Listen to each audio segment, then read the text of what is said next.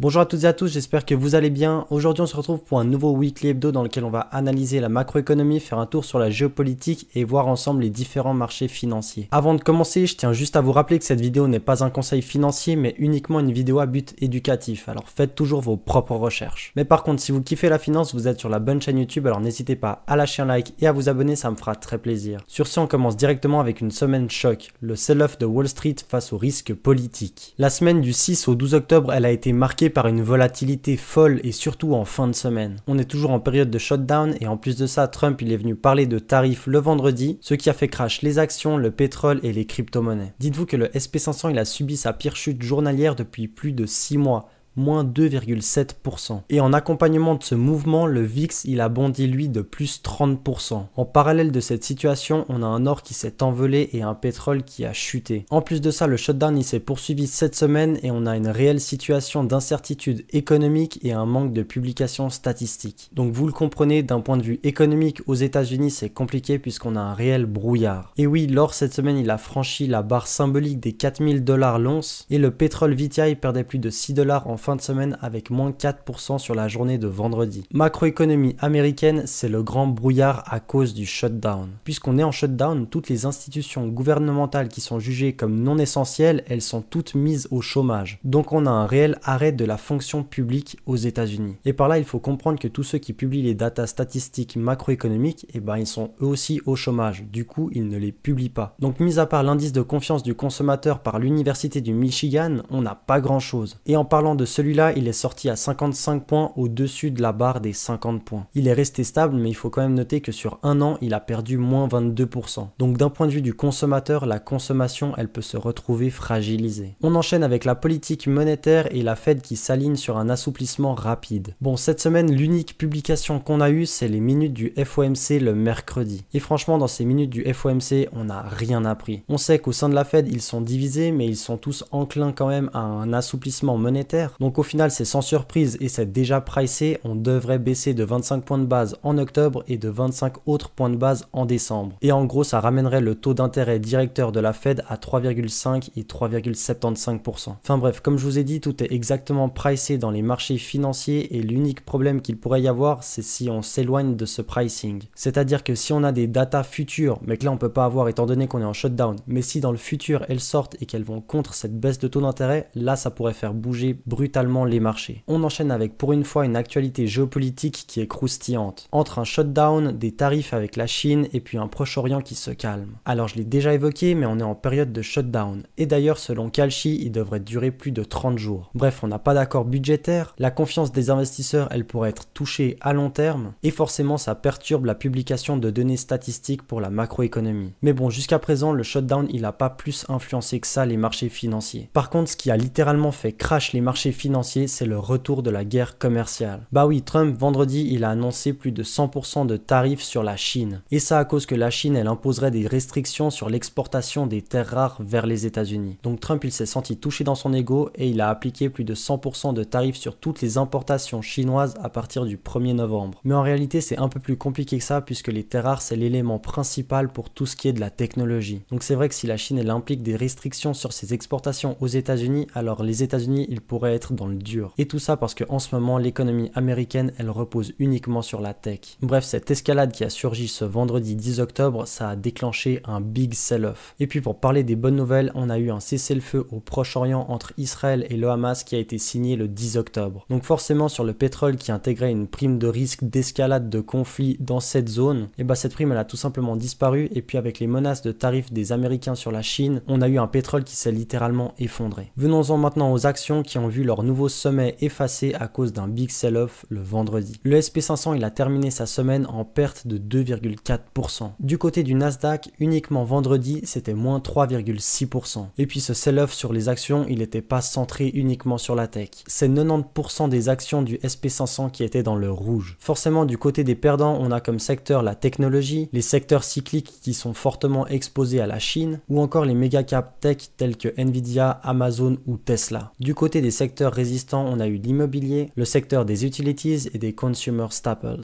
En gros, pour résumer, on a eu l'immobilier à cause des futures baisses de taux d'intérêt qu'on attend, et puis les entreprises qu'on a forcément besoin, même dans une période de crise. Du côté des résultats d'entreprise, on a eu les premières publications cette semaine. On a eu Pepsi, Delta ou encore Levi's qui ont battu le consensus. Mais par contre, ils notent une vigilance sur les marges à cause des tarifs. On continue avec les devises et les matières premières. L'or qui est une valeur refuge et le pétrole qui s'est effondré. Et oui, le pétrole WTI en fin de semaine, c'est 58 $ le baril. Et c'est un creux sur les 5 derniers mois. On en a parlé juste avant, mais du côté du Proche-Orient, ça se calme et puis on a une récession mondiale qui est imaginée. Donc tout ce combo, ça fait un mauvais mélange pour le pétrole. A l'inverse, pour l'or, ce combo, il fait fureur. On a franchi les 4000 $ l'once sur le gold, soit plus de 3% sur la semaine. Bon, je l'ai déjà évoqué, mais c'est une réelle valeur refuge et puis avec toutes les tensions qu'on a actuellement, que ce soit politique ou géopolitique, et bah tout le monde se réfugie sur l'or. Mais d'un autre côté, on a l'inflation qui ne se calme pas et des baisses de taux qui sont entamées, et du coup l'or c'est une réelle valeur refuge contre l'inflation également. On peut parler du Dixie maintenant qui a chuté sous les 99 en fin de semaine avec une baisse de moins 0,5% le vendredi. Mais il était quand même sur une belle semaine haussière, plus 0,9%. Du côté du cuivre, c'est moins 5% sur la semaine, avec de nouveau un ralentissement industriel qui est imaginé à cause des tarifs, et par contre l'argent lui il a suivi l'or avec plus 3%. Venons-en maintenant à la crypto-monnaie avec un crack historique. Bon, la semaine elle a tourné au vinaigre le vendredi. Bitcoin est actuellement à 112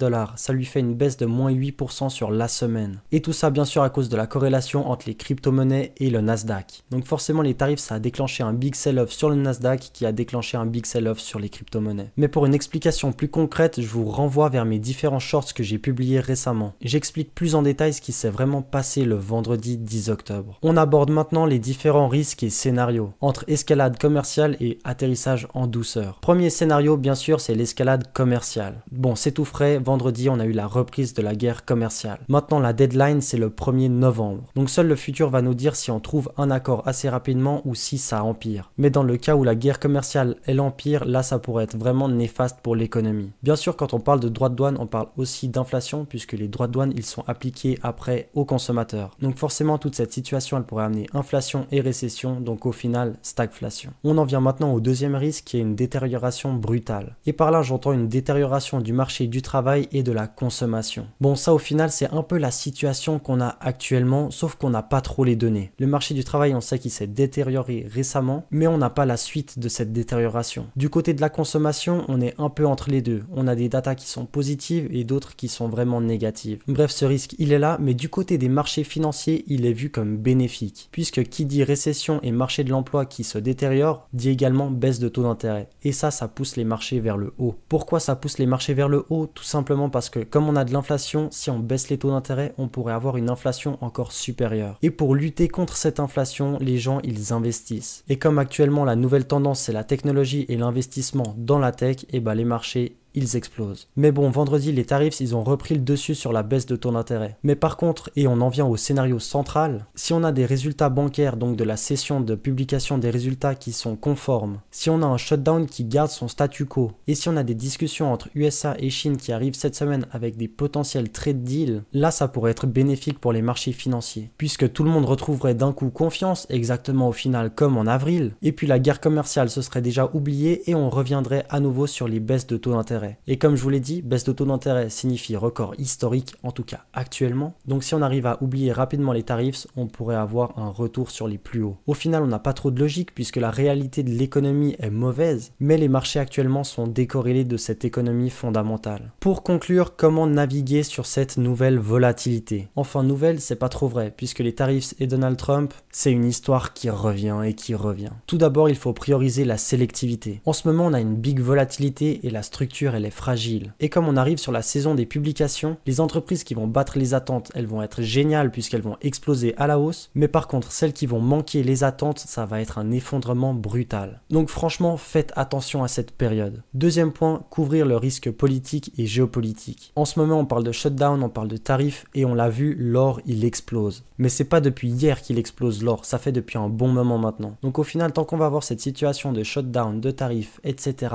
l'or, il risque de continuer à à performer. Donc au fond, pensez-y à cette couverture de risque. Cette couverture de risque, elle peut aussi se faire à travers des actions défensives. Mais attention parce que quand le SP500 il tombe, en général, c'est quand même toutes les actions qui sont dans le rouge. Et pour finir, le troisième point, surveillez les baromètres de reprise. Surveillez la suite de la guerre commerciale. Surveillez la suite du shutdown. Et pour finir, suivez le rendement des obligations américaines à 2 ans. Puisque comme vous le savez, ces rendements ils sont suivis par la Fed. Et en général, quand ils baissent brutalement, c'est qu'on va avoir une baisse de taux d'intérêt. Et quand ils montent, c'est l'inverse. Et voilà, on arrive à la fin de cette vidéo. J'espère que vous avez kiffé. Si c'est le cas, n'hésitez pas à lâcher un like et à vous abonner, ça me fera très plaisir. Moi, je vous donne rendez-vous ce mercredi comme d'habitude pour une nouvelle vidéo d'analyse technique. Et d'ici là, portez-vous bien. Allez, ciao ciao!